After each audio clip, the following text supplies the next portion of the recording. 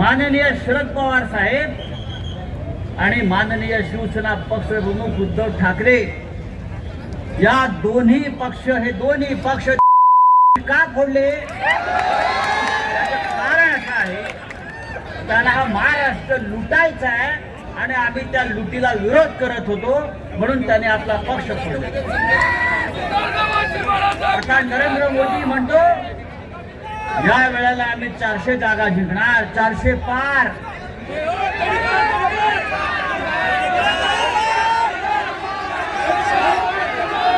याच्यावरती उद्धव ठाकरे साहेबांनी सांगितलंय, अरे 400 पार काय, या वेळेला भाजपा तडीपार.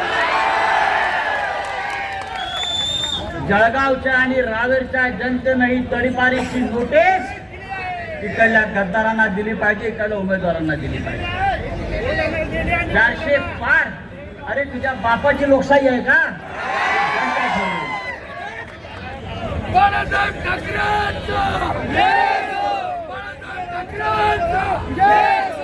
बाळासाहेब ठाकरेंनी शिवसेनेची स्थापना केली ती तुमच्या आमच्यासारख्या सामान्य मराठी माणसासाठी.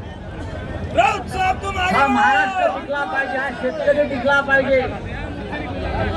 मुंबई जी महाराष्ट्राची राजधानी आहे ती आपल्या महाराष्ट्रात राहिली पाहिजे म्हणून बाळासाहेब ठाकरेंनी शिवसेनेची स्थापना केली. पण या नरेंद्र मोदी आणि अमित शहाला आपली मुंबई गुजरातला पळवायची आहे आणि म्हणून त्यांनी शिवसेना फोडली. हे आपल्याला होऊ द्यायचं नाही. नरेंद्र मोदी निवडणूक हरतोय, लक्षात घ्या. मोदी तो गयो, मोदी नहीं आ रहा है. 4 जून नंतर या देशामध्ये इंडिया आघाडीचं सरकार येते आहे आणि मग हे जे खोटेवाले आहेत त्यांच्या खोट्याचा हिशोब शांतपणे करतात. आम्हाला जेलमध्ये टाकलं. ज्या जेलमध्ये आम्ही होतो ती जेल आता तुमच्यासाठी असते. हा महाराष्ट्र तुम्हाला माफ करणार. शेतकरी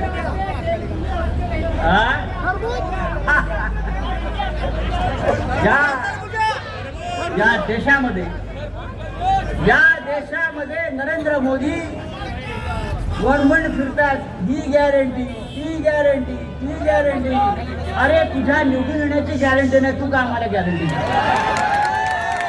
4 जून नंतर तुम्ही पंतप्रधान राहील का नाही याची गॅरंटी नाही आहे आणि तुम्ही आम्हाला गॅरंटी देताय. गेल्या 10 वर्षामध्ये आपण जी गॅरंटी दिली त्याचं काय झालं ते आधी सांगा. मगाशी वक्त्याने उल्लेख केला, 2 कोटी रोजगार प्रत्येक वर्षाला देणार होते. 2 कोटी